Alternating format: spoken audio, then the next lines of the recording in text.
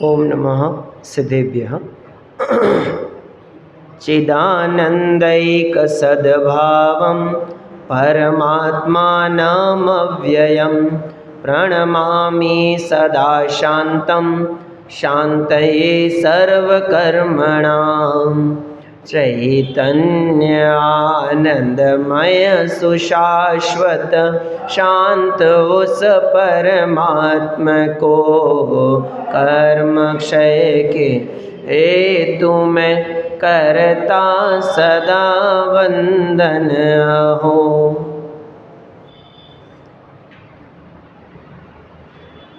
आचार्य पद्मनंदी देव रचित यह पद्मनंदी पंचविंशति का ग्रंथ है।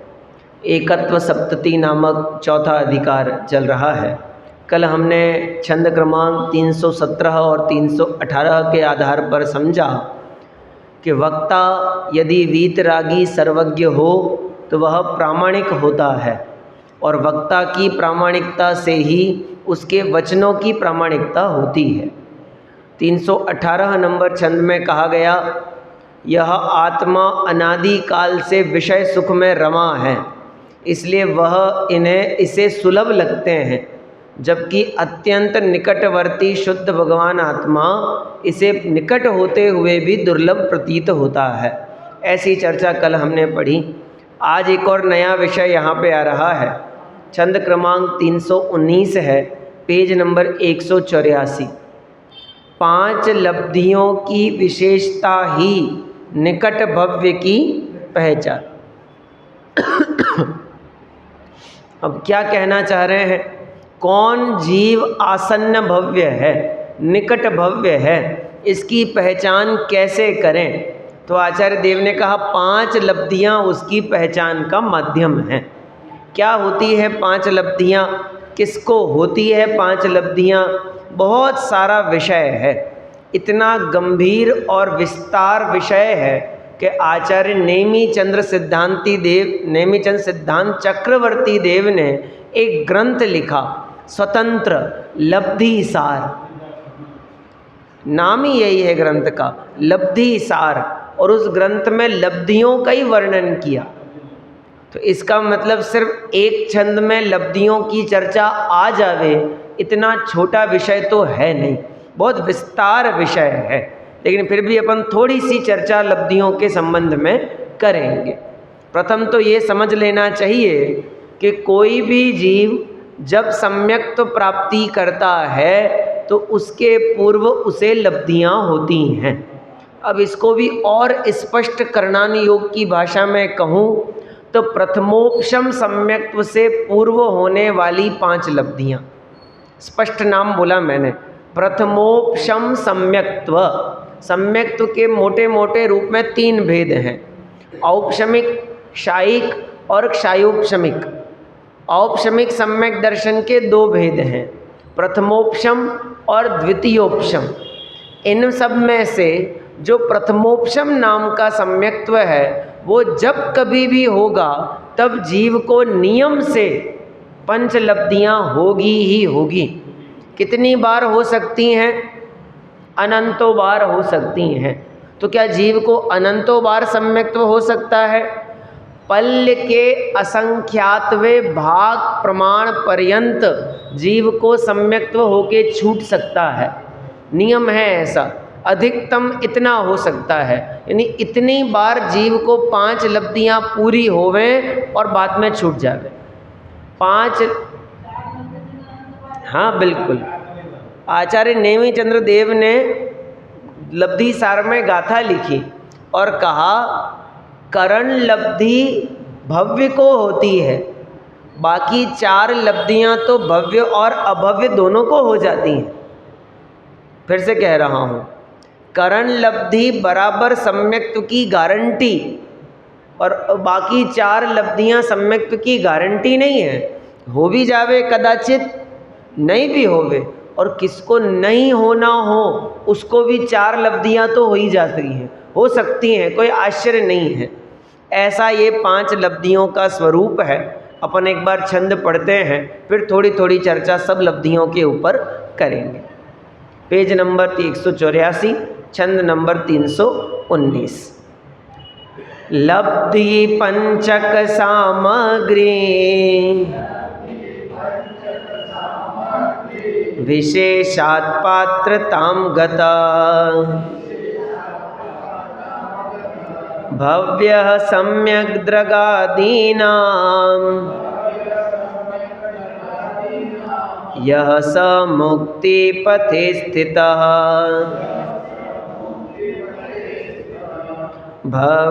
पंचलब्धि विशेषता से पात्रता को प्राप्त जो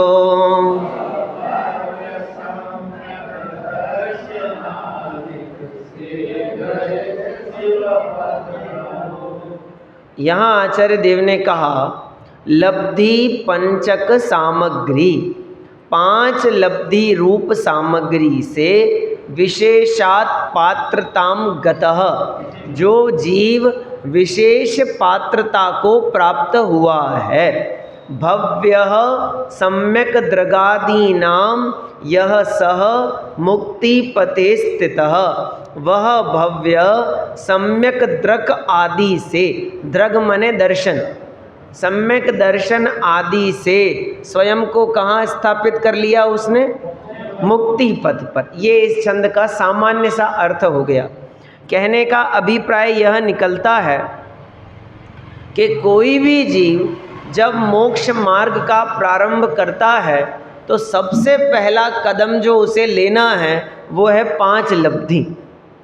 इनके नाम हैं क्षयोपशम, विशुद्धि, देशना, प्रायोग्य और करण। ये 5 नाम इन लब्धियों के बताए जाते हैं। ये लब्धियों के नाम इसी क्रम से समझने चाहिए, ये क्रम आगे पीछे नहीं हो सकता। सबसे पहले क्षयोपशम लब्धि, दूसरे नंबर विशुद्धि लब्धि, तीसरे नंबर देशना लब्धि, चौथे नंबर प्रायोग्य लब्धि और अंतिम में करण लब्धि। लेकिन इस छंद में जब आप विषय पढ़ेंगे तो क्रम थोड़ा ऊपर नीचे है। आप देखें नीचे की तरफ में 1 नंबर पे लिखी है देशना लब्धि, 2 नंबर पे लिखी है प्रायोग्य लब्धि, 3 नंबर पे लिखी है विशुद्धि लब्धि, 4 नंबर पे लिखी है क्षयोपशम लब्धि और 5 नंबर पे लिखी है करण लब्धि। बराबर। लेकिन अन्य शास्त्रों में इसी पे आप देखेंगे ना, ये भावार्थ की अंतिम पंक्ति देखिए आप, अंतिम पंक्ति, अन्यत्र शास्त्रों में क्षयोपशम, विशुद्धि, देशना, प्रायोग्य और करण, इस क्रम से 5 लब्धियों का वर्णन है। बराबर। यानी मूल आचार्य पद्मानंदी देव ने तो 5 के नाम लिखे नहीं। बराबर। उन्होंने तो नाम लिखा है, सीधे लिखते लब्धि पंचक सामग्री, बस नाम तो लिखे ही नहीं। तो ये जो टीकाकार हुए इस ग्रंथ के, उन्होंने इन 5 लब्धियों का क्रम ऐसा लिखा है, जबकि मूल लब्धि सार में भी क्रम है। गाथा नंबर 3 के अंदर खयोव समीय विसोही देशण पाउग करण लब्धिय, एक लाइन में 5 लब्धियां बता दी। क्या लिखा? खयोव समीय विसोही, खय उपशमीय क्षयोपशम लब्धि, दूसरे नंबर विसोही विशुद्धि लब्धि, तीसरी देशना लब्धि, चौथी पाउग प्रायोग्य और 5वीं करण लब्धि। तो मूल आचार्य नेमिचंद्र देव ने 5 लब्धियों का क्रम ऐसा बताया है। और इसके साथ में आप धवलादि ग्रंथों के भी प्रमाण पढ़ेंगे तो आपको यही क्रम वहाँ पर भी पढ़ने के लिए मिलेगा। बहुत वैज्ञानिक क्रम है, क्योंकि जैसे जैसे जीव आगे बढ़ता है वैसे वैसे उसकी अशुद्धता कम होती जाती है और विशुद्धता बढ़ती जाती है। जैसे प्रारंभ करते हैं हम क्षयोपशम लब्धि के साथ में। पंडित जी टोडरमल जी ने जब मोक्ष मार्ग प्रकाशक के 9वें अध्याय में 5 लब्धियों का वर्णन लिखा, 9वें अधिकार में, तो उन्होंने लिखा अपने कल्याण करने रूप क्षयोपशम तो सर्वसंगी पंचेंद्रिय जीवों के पाया जाता है। यानी संगी पंचेंद्रिय पना इसको सामान्यपने शयोपशम लब्धि कहा जाता है, सामान्यपने। लेकिन वस्तुतः ऐसा है नहीं। शयोपशम तो हमें 24 घंटा होता है, लेकिन शयोपशम लब्धि 24 घंटा नहीं होती। क्या फर्क है दोनों में?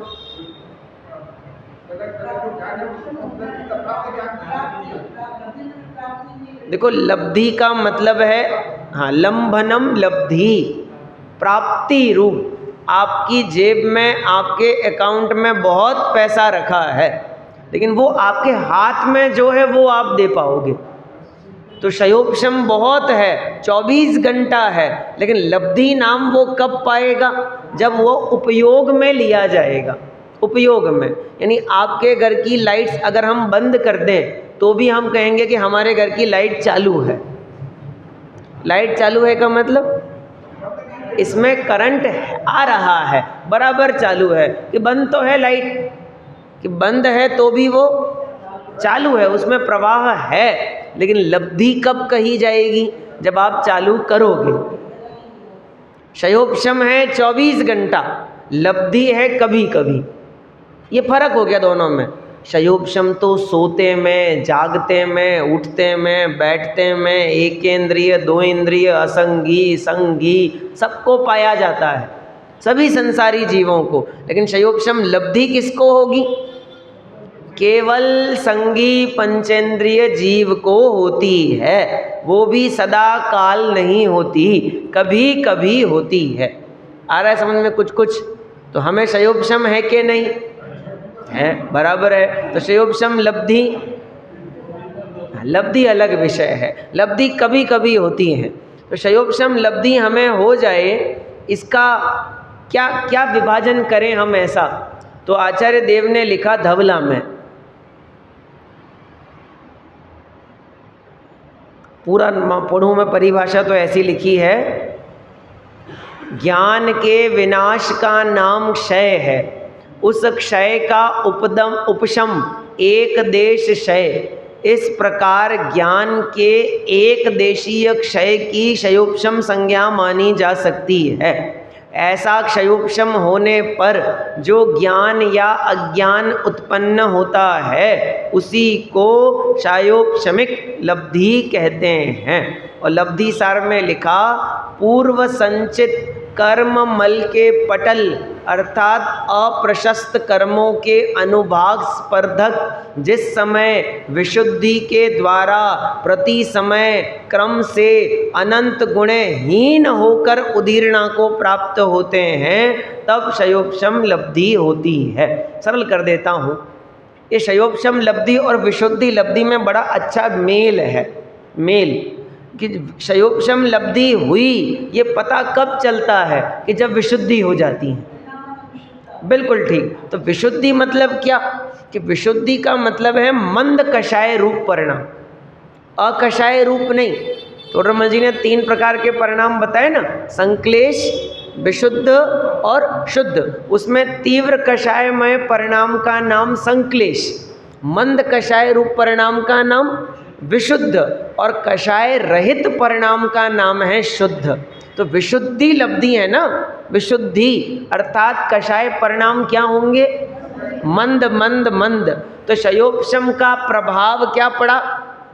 विशुद्धि होना। जैसे ही आपको वस्तु स्वरूप का ज्ञान हुआ, आपने अध्ययन किया, आपके चिंतन में आया, मनन में आया, उपयोग में आया, तो वैसे ही शास्त्राभ्यास का तत्काल फल क्या मिला? कषायों की मंदता। और कितनी मंदता?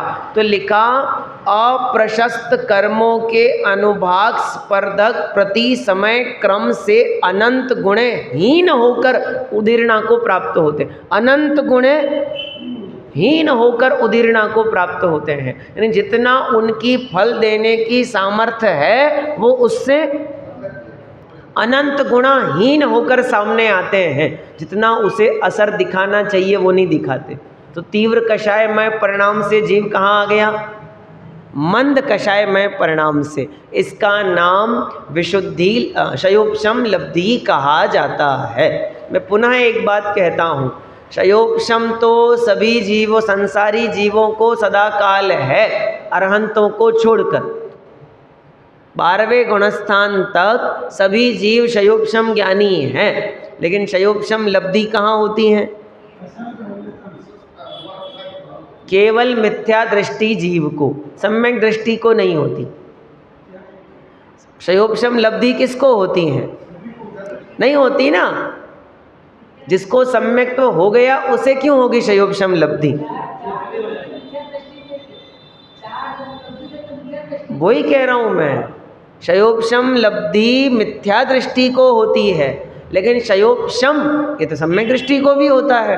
और कहाँ तक? 12वें गुणस्थान तक शयोपशम, लेकिन शयोपशम लब्धि पहले गुणस्थान में, क्योंकि सम्यक्त्व से पहले है। पहले तो सम्यक्त्व हुआ नहीं है अभी, तो सम्यक्त्व से पहले जीव कौन है? मिथ्या दृष्टि। तो मिथ्या दृष्टि कहाँ मिलेगा?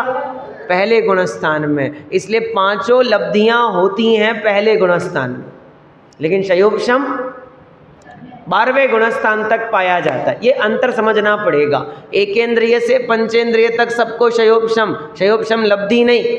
लब्धि तो केवल किसको? संगी पंचेंद्रिय जीव को। सोते हुए को शयोपशम, लेकिन सोते हुए को शयोपशम लब्धि नहीं। क्यों नहीं? क्योंकि नियम कहा, जो जीव सो रहा है उसे सम्यक्त्व नहीं होता। जग्गमाणम, जागृत होना चाहिए, सोते हुए को नहीं होता। तो जाग रहा है तब शयोपशम, सो रहा है तब शयोपशम है कि नहीं? कि है ना। लेकिन शयोपशम लब्धि नहीं है। लब्धि तो कब होगी? जागृत अवस्था। ऐसे बहुत सारे बिंदु हमने चर्चा में लिए थे एक बार, तो मैंने आपको बता दिया। पंडित टोडरमल जी ने इसकी परिभाषा बहुत संक्षिप्त में लिखी। जिसके होने पर तत्व विचार हो सके ऐसा ज्ञानावरणादि कर्मों का शयोपशम, उसकी प्राप्ति, उसका नाम शयोपशम लब्धि। किसके होने पर? ऐसा शयोपशम जिसके होने पर तत्व विचार हो सके बराबर। तो तत्व विचार कितना जरूरी है? अगली पंक्ति में लिखा, उसी के आगे जाकर पंडित जी ने, तत्व विचार वाला जीव सम्यक्त्व का अधिकारी तो है, परंतु उसके सम्यक्त्व हो ही हो ऐसा नियम नहीं है। फिर से कह रहा हूं, शयोपशम लब्धि वाला जीव सम्यक्त्व का अधिकारी है, पात्र है, योग्य है, लेकिन उसे सम्यक्त्व होवे ही होवे ऐसा नियम नहीं है। 11 अंग 9 पूर्व का पाठी सम्यक्त्व का अधिकारी है, अधिकारी तो है, लेकिन उसके सम्यक्त्व होवे ही होवे ऐसा हम नहीं कह रहे। समो शरण में पहुंचने वाला जीव सम्यक्त्व का अधिकारी है, लेकिन उसके सम्यक्त्व होवे ही होवे ऐसा नियम नहीं है। तो पहले तो उन्होंने कहा कि तत्व विचार करने की योग्यता, उसकी प्राप्ति हो जाना शयोपशम लब्धि, लेकिन इतने मात्र से काम नहीं होता। फिर आती है कौन सी लब्धि? विशुद्धि लब्धि। अब विशुद्धि लब्धि में क्या होता है? विशुद्धि लब्धि में 2 काम होते हैं। अशुभ कर्मों का उदय मंद होने लगता है। फिर से, अशुभ कर्मों का उदय मंद होने लगता है और विशुद्ध परिणाम बढ़ने लगते हैं। 2 बातें बोली मैंने। अशुद्ध परिणामों में मंदता और विशुद्ध परिणामों में एक ही बात। तराजू का एक पलड़ा जैसे ही नीचे आया तो दूसरा इधर कषाय में मंदता का आना, इधर विशुद्धता का बढ़ना, इसका नाम विशुद्धि लब्धि। क्या हमें नहीं है विशुद्धि लब्धि? हम सुन तो रहे हैं बैठ करके। हाँ, बिल्कुल हो सकती है, बिल्कुल हो सकती है। तीव्र कषाय में जीव सुनने थोड़ी बैठेगा। ये तो मंद कषाय का परिणाम है ना, जो हमें यहाँ बैठा रहा है सुनने के लिए विषय को। हम जिनवाणी लेकर के क्यों अध्ययन करेंगे तीव्र कषाय में? मंद कषाय के परिणामों में, उसी को हम कहेंगे विशुद्ध परिणामों में।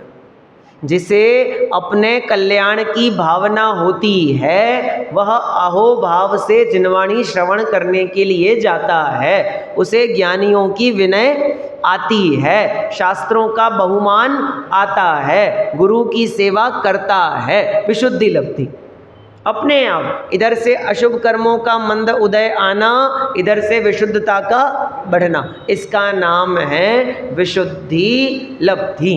बराबर। लेकिन इतना होने पर भी सम्यक्त्व का अधिकारी है, अधिकारी, सम्यक्त्व है ही है ऐसा नहीं कहते। क्या गजब है। यानी विशुद्धि लब्धि हो गई। अरे कषाय की मंदता ही तो हुई है, तो कषाय की मंदता होने से पुण्य बांध लेगा, पुण्य बांध लेगा, पाप कम बंधेगा, यही होगा ना। लेकिन संसार का अभाव थोड़ी होगा। तो फिर क्या करूं? तीसरा उपाय सुनो, देशना लब्धि। सुनो, देशना सुनो। किसकी देशना? कैसी देशना? ज्ञानियों की देशना सुनो, वीतराग जिनेंद्र भगवान की देशना सुनो, केवली श्रुत केवली की देशना सुनो। इसका नाम देशना लब्धि कहलाता है। तो केवल केवल ज्ञानियों की? तो बोले नहीं, आचार्य की भी सुन सकते हो, आचार्यों का भी चलेगा। आगे जाके लिखा, छह द्रव्य नव पदार्थ का उपदेश देने वाले आचार्य आदि का लाभ तथा उपदेशित पदार्थों को धारण करने का लाभ, यह देशना लब्धि है। देखो, बिना विशुद्धि के देशना कार्यकारी नहीं होती। फिर समझना, बिना विशुद्धि के देशना कार्यकारी नहीं होती। अभी कल एक वाक्य आया था ना, भावेश जी ने भेजा था ग्रुप में, हम अपने को प्रवचन में बैठा तो सकते हैं पर प्रवचन को अपने में नहीं बैठा सकते। बुद्धि पूर्वक जोर जबरदस्ती करके हम 4, 5, 10 लोगों को धक्का मार के कह देंगे कि आप जाओ अंदर बैठो, तो वो बैठ तो जाएंगे पर प्रवचन उनके अंदर नहीं बैठेगा। कि क्यों नहीं बैठेगा? सुन तो रहे हैं, सुन रहे हैं, लेकिन परिणामों में क्या नहीं आ रही? विशुद्धता। फिर समझिए, विशुद्धता, विशुद्धता का मतलब हुआ कि हमें उस वचनों में से अपने प्रयोजन का विषय पकड़ना है, अपने कल्याण की बात पकड़नी है। और अगर ये विशुद्धता नहीं होवे तो देशना सुन के भी जीव कषाय का पोषण करता है। देशना सुन करके भी, वीतरागियों की वाणी सुन करके भी अपने कषाय का पोषण कर देता है। हाँ, क्या गजब हो गया, इन्होंने मेरे बारे में ऐसा कह दिया, तो मारीच नाराज हो रहा है, इन्होंने देखो मेरे बारे में ऐसा कह दिया, नाराज हो रहा है मारीच, देखो मेरे को ऐसा कह दिया इन्होंने। और उसे उस वचनों में अपना हित नहीं दिखाई दे रहा, उसे विशुद्धि नहीं है ना, तो वो देशना सुनते हुए भी देशना कार्यकारी नहीं है, बेकार लगती है, वह कलहकारी प्रतीत होती है। अज्ञानियों के अज्ञान का महात्म्य है ये। देशना किसको कार्यकारी बनेगी? प्रथम जिसके पास शयोपशम लब्धि होगी, दूसरी जिसके पास विशुद्धि लब्धि। भाई विचार करो, जंगल में जाओ और बढ़िया पेड़ों को समोषण में दिव्य ध्वनि सुनाओ, इतने सारे पेड़ वहाँ बैठे हैं, सुनाओ उनको, बेचारे कुछ बोलेंगे तो नहीं, नाराज तो नहीं होंगे, बढ़िया, लेकिन सुनेंगे भी तो नहीं, उनके पास सुनने की योग्यता भी तो नहीं है। अरे कदाचित एकेंद्रिय, दो इंद्रिय, स्पर्शन, रसना, घ्राण, चक्षु, कर्ण, असंगी पंचेंद्रिय जीव को सुना दो, जाकर के सुना दो, कई फर्क पड़ जाने वाला है। उसके पास मन नहीं है तो सुन तो लेगा लेकिन विचार नहीं कर पाएगा, विचार नहीं करेगा तो वो देशना किस काम की? तो देशना की सार्थकता केवल और केवल संगी पंचेंद्रिय जीवों के लिए है, और उसमें भी किसके लिए? जिसको विशुद्धि हुई है। बिना विशुद्धि के देशना कार्यकारी नहीं होती, कभी नहीं होती, इसलिए देशना तीसरे नंबर पे डाली गई है। बराबर। तो जब भी हम सुन लेंगे तब काम हो जाएगा। हाँ, और बिना सुने नहीं होगा। कि हमने तो ऐसा सुना है कि सम्यक्त्व 2 प्रकार का होता है, 2 प्रकार से उत्पन्न होता है, एक निसर्ग से और एक अधिगम से। एक अपने आप और एक दूसरे के उपदेश से।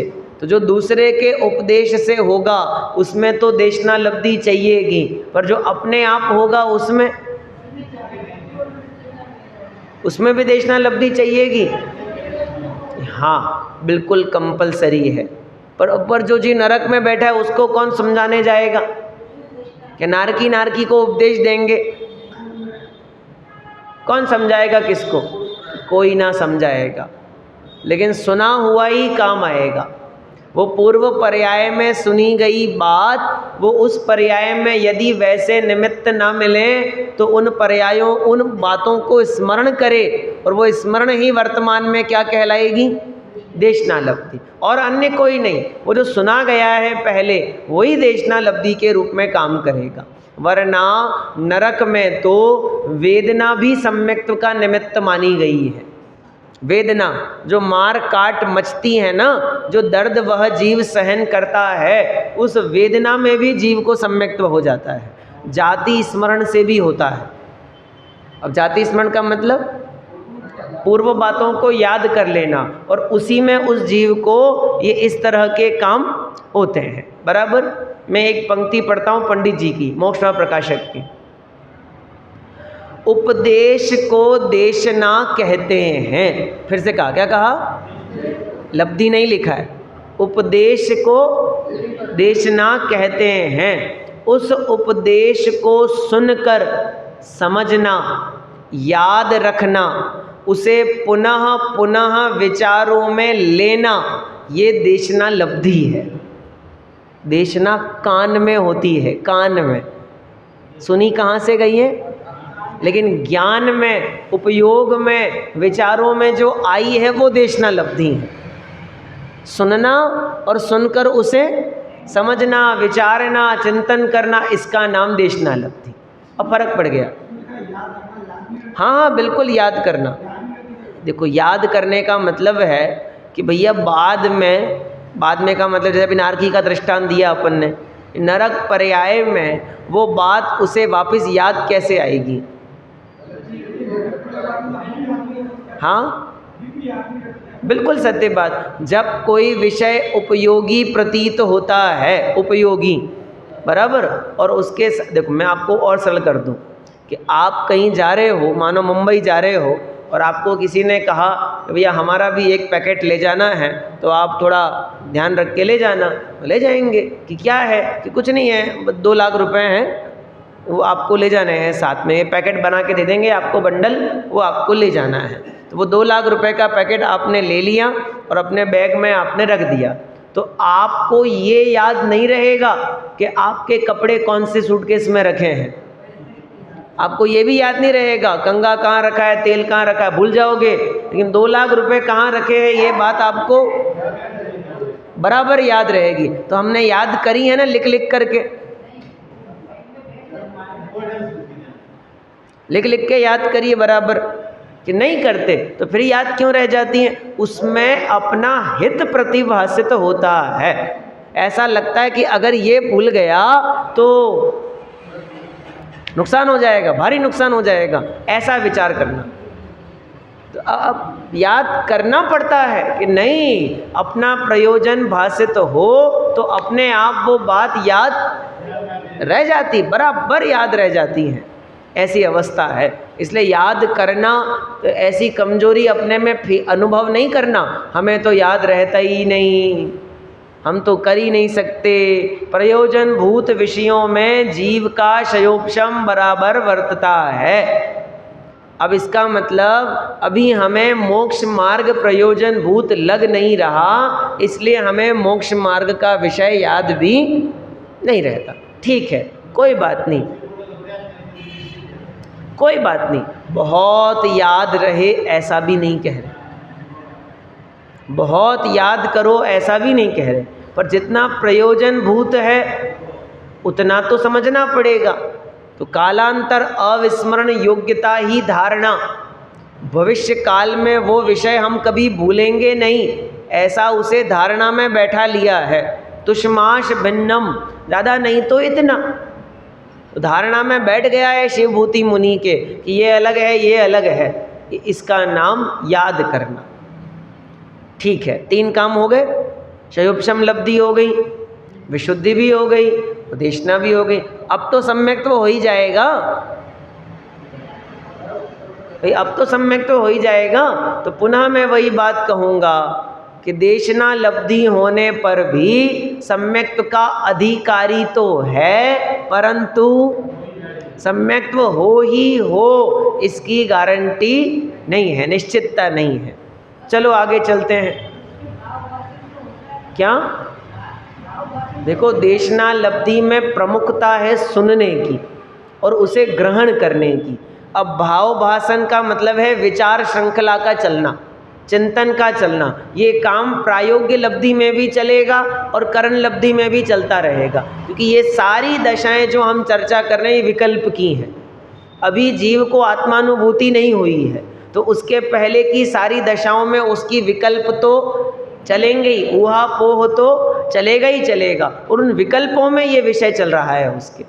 तो देशना लब्धि में जो सुना, देशना में जो सुना उसको ग्रहण करना, उस पे चिंतन करना, उसमें से प्रयोजन भूत को निकालना, ये आगे वाली लब्धियों में काम चलता रहेगा। आगे चलता हूँ। चौथी लब्धि का नाम है प्रायोग्य लब्धि। अभी एक विषय और है छोटा सा। पंडित टोडरमल जी ने एक शब्द लिखा, एक वाक्य लिखा, श्रवण, ग्रहण, धारण आदि इसके अंग हैं। कौन सी लब्धि के? देशना लब्धि के। देशना लब्धि के अंग बताए जाते हैं 4। पहला श्रवण, दूसरा ग्रहण, तीसरा धारण, चौथा निर्धारण। देशना लब्धि के अंग हैं ये। तो श्रवण का मतलब सुनना, धारण का, ग्रहण का मतलब ग्रहण करना। अब 2 शब्द हैं, धारण और निर्धारण। धारण और निर्धारण। अब धारण का मतलब है अपने ज्ञान में उसे बैठाना, याद कर लेना, और फिर क्या करने हैं आपको कि निर्धारण तक पहुंचना है, निर्णय तक। तो निर्णय तक पहुंचने के सोपान हैं, स्टेप हैं, उसके भी नाम पढ़ देता हूं आज खाली में। उद्देश्य, लक्षण निर्देश और विचार अर्थात परीक्षा। 3 स्टेप में जीव पहुंचता है धारणा से निर्धारण की तरफ में। जो याद है और जो निर्णय है, उन दोनों के बीच के 3 स्टेप हैं, उद्देश्य, लक्षण निर्देश और परीक्षा। इन तीनों को पार करके जीव कहाँ पहुंच जाता है? निर्धारण।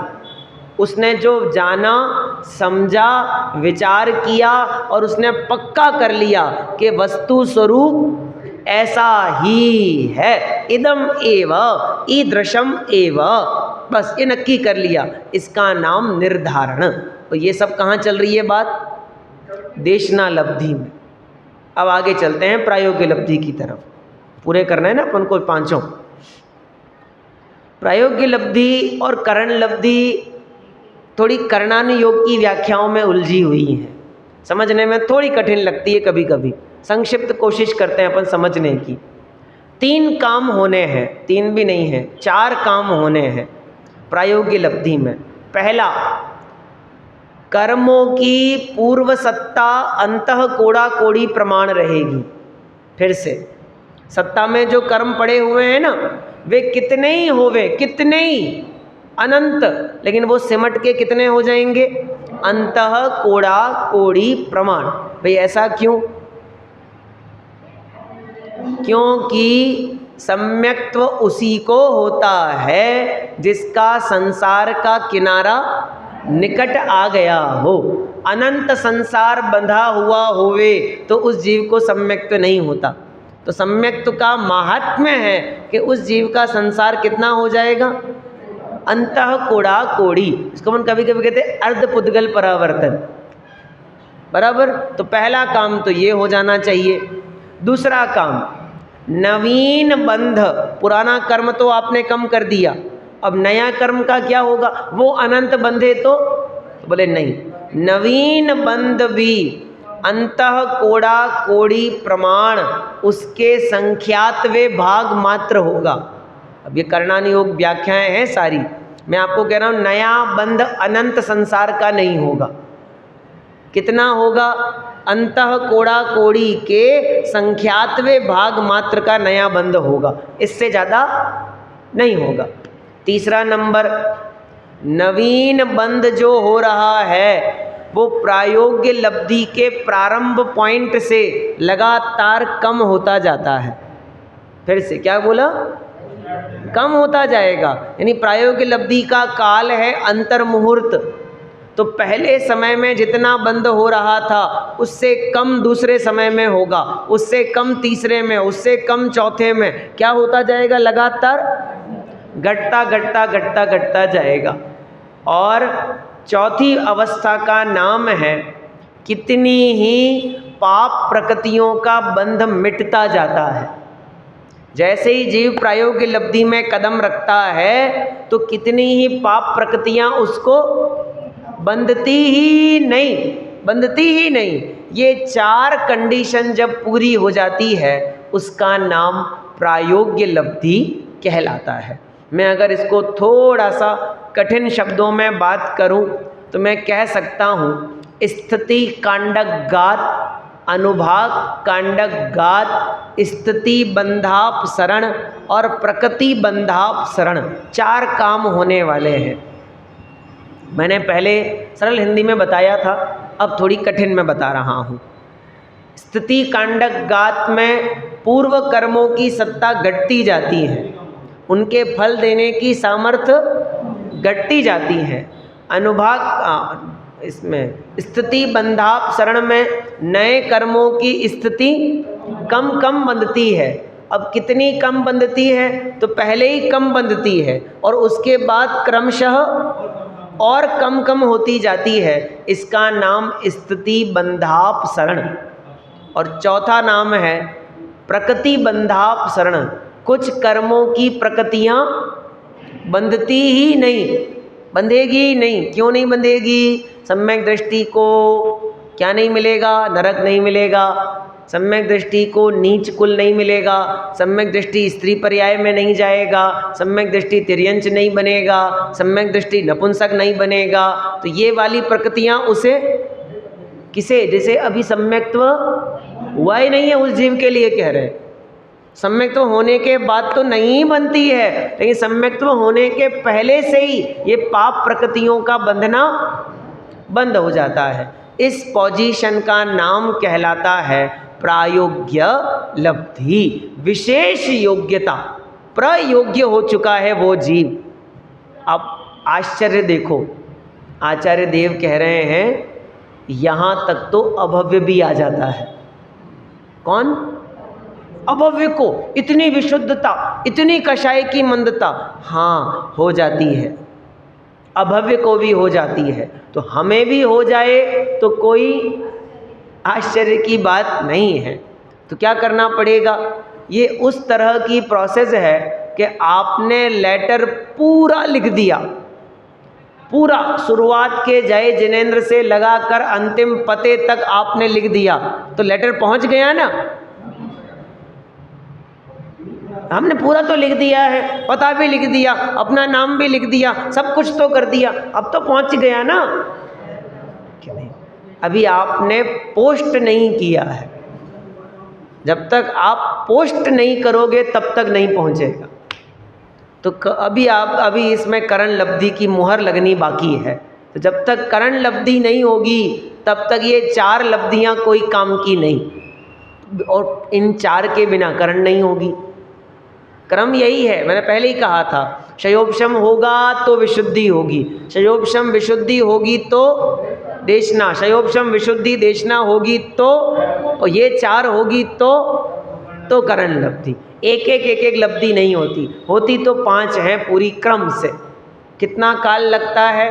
एक लब्धि का काल अंतर्मुहूर्त।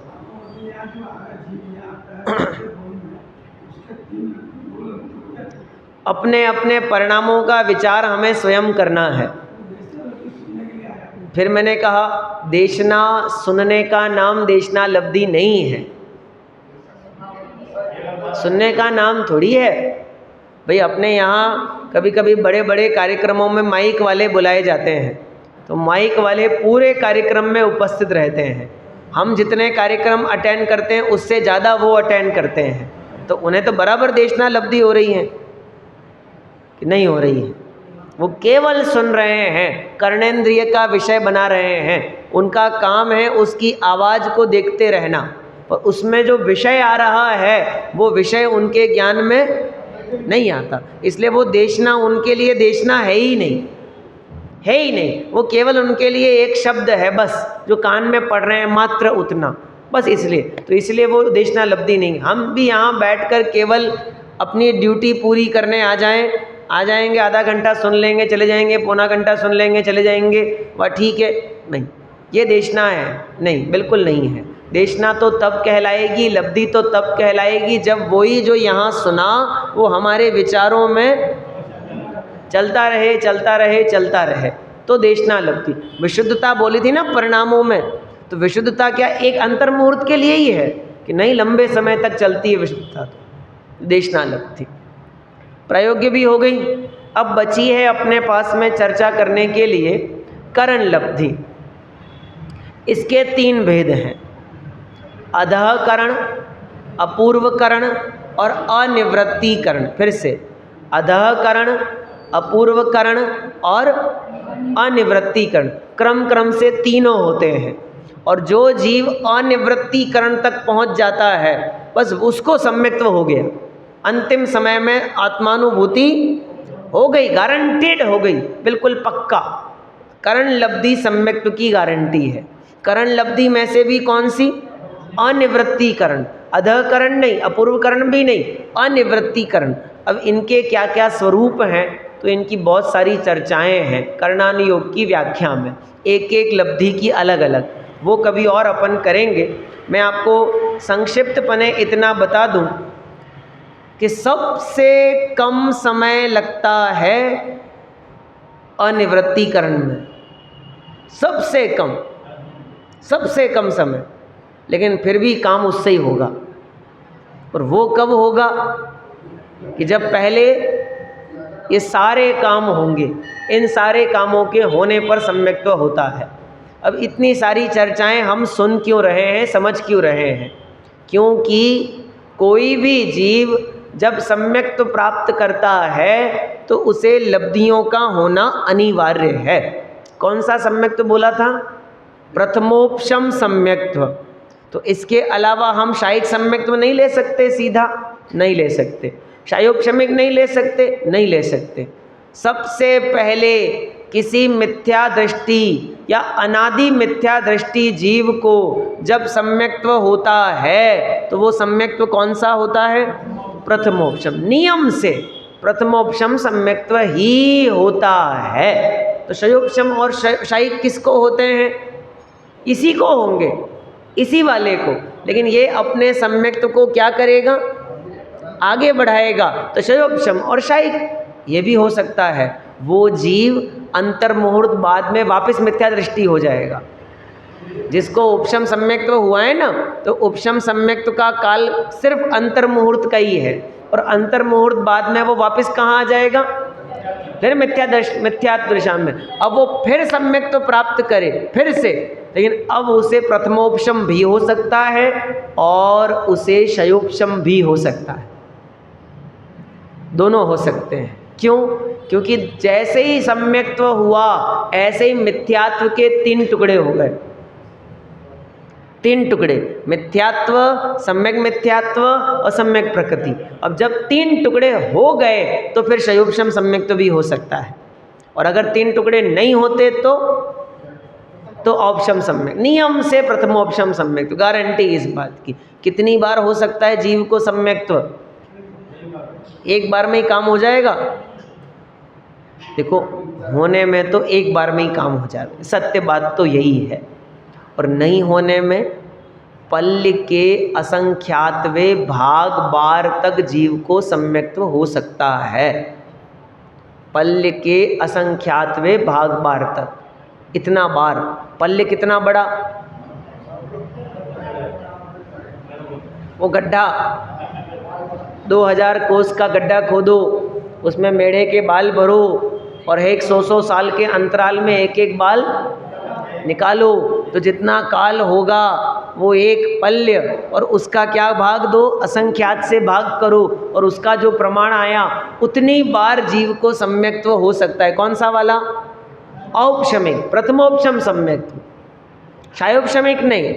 शायोपशमिक का काल अधिकतम 66 सागर का है, वो बहुत समय तक टिक सकता है। शायिक सम्यक्त्व तो एक बार हो जाए तो नष्ट ही नहीं होगा, वो तो वापस मिथ्या दृष्टि बनेगा ही नहीं। शायोपशम सम्यक्त्व वाला तो कदाचित फिर से छूट सकता है, लेकिन शायिक सम्यक्त्व वाला तो छूटता ही नहीं है। कदाचित आपको अगर ऐसा प्रश्न उठता हो कि उपशम सम्यक्त्व कह दो, ये प्रथमोपशम प्रथमोपशम क्यों कहते हो बार बार? इसका भी कारण है, क्योंकि एक द्वितीयोपशम सम्यक्त्व भी होता है। श्रेणी मांडने के समय जीव को दो सम्यक्त्व काम आते हैं, या तो उपशम सम्यक्त्व या फिर शायिक सम्यक्त्व। शायिक सम्यक्त्व हुआ तो शायिक श्रेणी मांडेगा, और उपशम सम्यक्त्व हुआ तो उपशम श्रेणी मांडेगा। लेकिन कोई जीव को इतना टाइम उस सम्यक्त्व में लगेगा कब, कि पहले वो शायोपशमिक सम्यक दृष्टि था, शायोपशमिक, और अब उसे श्रेणी मांडनी है, तो उसका सम्यक्त्व क्या हो जाएगा? कन्वर्ट, शायोपशम सम्यक्त्व से परिवर्तित होके किस में आ जाएगा? उपशम सम्यक्त्व में, और वो कहाँ चला जाएगा? उपशम श्रेणी में। तो उस समय उस सम्यक्त्व का नाम पड़ता है द्वितीयोपशम सम्यक्त्व। बराबर? थोड़ी कठिन चर्चाएं हैं, लेकिन आई हैं प्रसंगगत, तो थोड़ी बहुत अपन ने करी हैं। थोड़ी और चर्चा इस पे करेंगे, अभी विराम लेते हैं। ओम नमः सिद्धि।